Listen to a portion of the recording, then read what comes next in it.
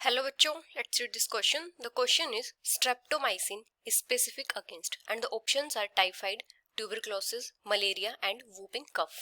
तो यहाँ पे हमारा की कॉन्सेप्ट क्या हो जाएगा? अगर हम बात करें एंटीबायोटिक्स की, तो एंटीबायोटिक्स क्या होते हैं? वो केमिकल्स होते हैं जो माइक्रो ऑर्गेनिज्म से प्रोड्यूस होते हैं। और कौन से माइक्रो ऑर्गेनिज्म? जैसे बैक्टीरिया, फंगी, मोल्ड्स वगैरह।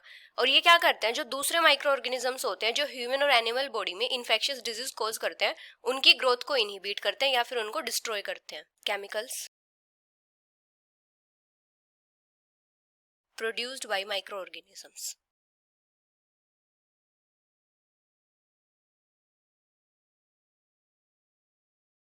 That inhibit growth or destroy the microorganisms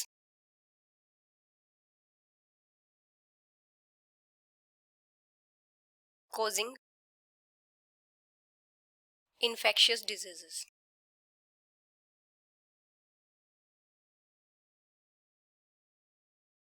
अभी अगर हम बात करें स्ट्रेप्टोमाइसिन की, तो स्ट्रेप्टोमाइसिन क्या है? एक ब्रॉड स्पेक्ट्रम एंटीबायोटिक है।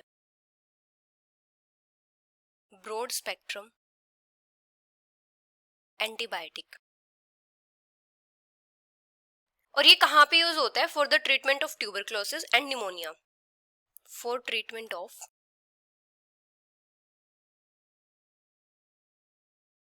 Tuberculosis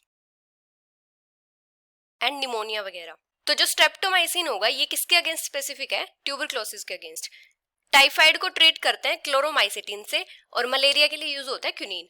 so the final answer is tuberculosis, which is option B. Hope you understood it well. Best of luck.